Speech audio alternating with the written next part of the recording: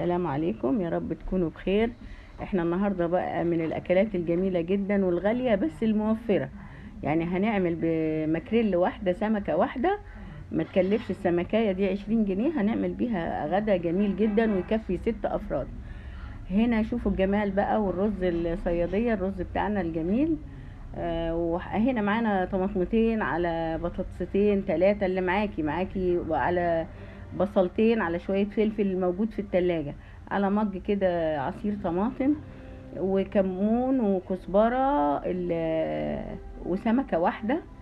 ومعانا كمون وكزبرة وفلفل صغير، حبة صغيرين، وشوية شطة كده صغيرين، وبهارات سمك.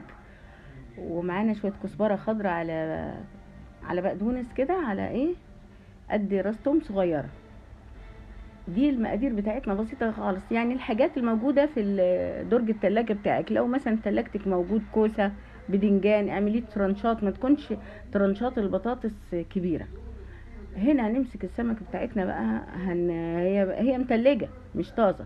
يعني مش جايبينها متلجة، فما تخليهاش تفك وهي متلجة، عشان ما تتهريش معاكي. وهي متلجة بنمسكها، نقص الزعانف اللي فيها عشان هي ما فيهاش قشور، ونسلك كده النخاشيش اللي فيها بس، عشان الرقبة بتاعتها واصلة لغاية الراس من فوق. مش هنخسرها يعني. هنبتدي نطلع المصارين بتاعتها كده، وهي من الاسماك النظيفة برضو، يعني الماكريل ده.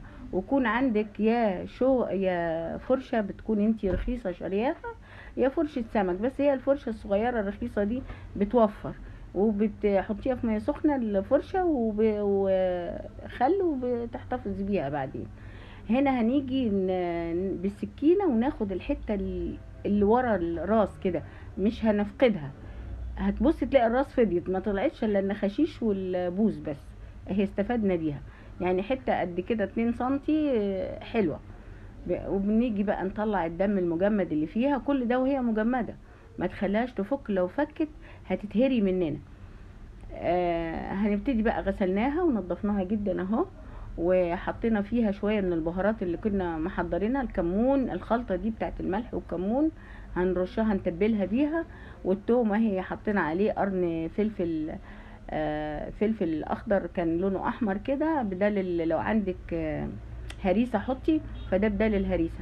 هنبتدي نجيب الطاجن بتاعنا كده، ونحط فيه البصل والطماطم بطريقة عشوائية، تحطي حاجتك كده فيها كله مع بعضه يختلط. لو في كوسة، في بدنجان، ممكن تعمليه زي التورلي تحتيه وبيطلع تحفة. يعني انتوا بقى تبدعوا، انا بديكوا الفكرة، وازاي هنوفر، وازاي بسمكة واحدة هنحطها في الطاجن وناكلها، وهنشوفوها نعملها ازاي وهتقضينا ازاي. هنقطعها 6 قطع كده وهي سليمة. يعني كل واحد بياخد طبق رزه وشوية خلطة من الطاجن ده الجميل، وقطعة السمكة. فكده هتكفي أسرة مكونة من 6 أفراد، ممكن تكفيها، أو 4 أفراد. وجميل للأطفال لما تحطوله في الخلطة الجميلة دي. وبعدين هي كلها سوتيه، لا خدت تسبيكة ولا خدت حاجة، وكل الفوائد نزلت جميلة. يعني الأكل الصحي المشوي، ومش هيتعبنا ولا هيجيب لنا دهون ولا هيجيب لنا حاجة. وفي معانا برضو فنجال زيت هنكبه عليها. هنا بقى فرشنا وخلطنا الخلطة، رشينا شوية كده على الخليط بتاعنا ده اهو، زي ما انتوا شايفين. يعني انتوا لو اتبعتوا الخطوات وعملتوها تحفة. وهتبدعوا بقى انتوا تحطوا اي خضار تحتيها بيبقى جميل. هو الماكريل ما بياخدش سوا، يعني ما خدتش ربع ساعة في الفرن. هنا تبلناها، حطينا فيها الخلطة بتاعتنا، التوم، وقفلتها من تحت عشان خاطر لما افتحها ما اقطعهاش لغاية البطن من تحت، ما بنزلش السكينة. حطيتها تحت السكينة تحتها كده عشان السكينة ما توصلش لاخرها وتتقطع. هنا عملناها حوالي 6 قطع. وهنبتدي بقى نحط وسطيهم كده البطاطس والطماطم والبصل بتاعنا. وهنتبلها برضو بالتومة اللي عملناها، هنتبل كل الفتحات دي.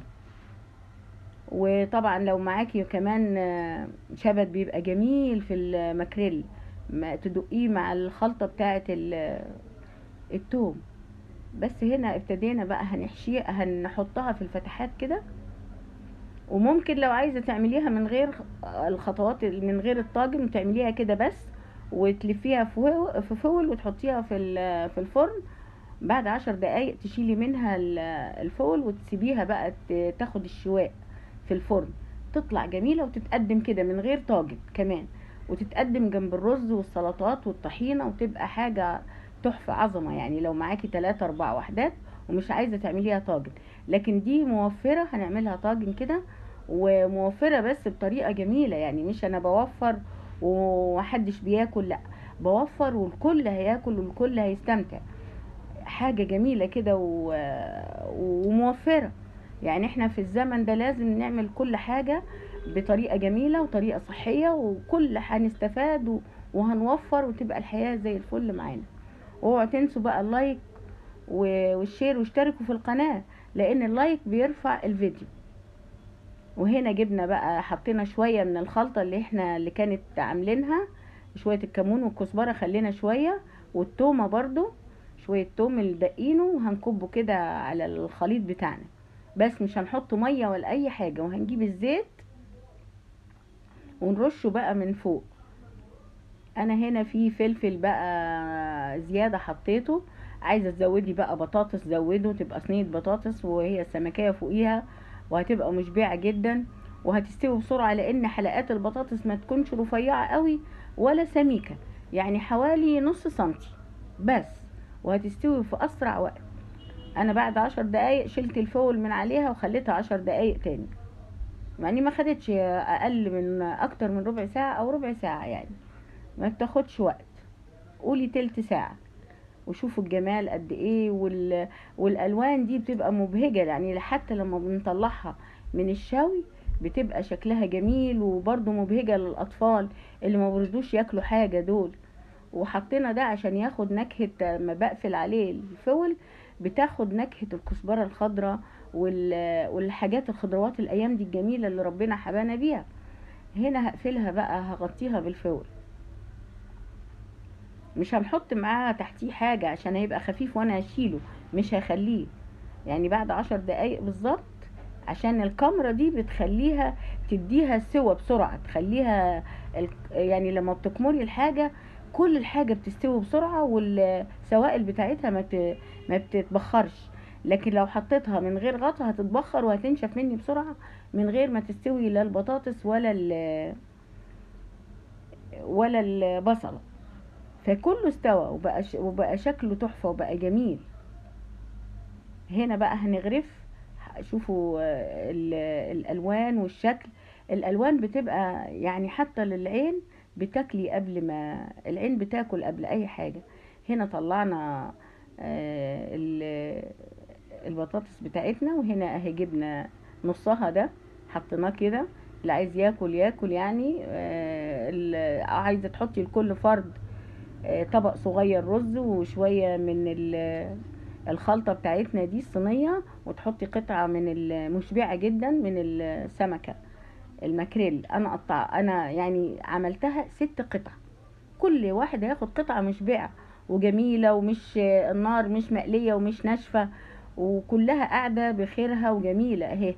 حاجة عظمة كده ان شاء الله، العظمة لله. تبقوا صلوا على النبي كده وتعملوا لايك. وانا عارفة ناس كتير في القناة جميلة، والسلام عليكم ورحمة الله وبركاته.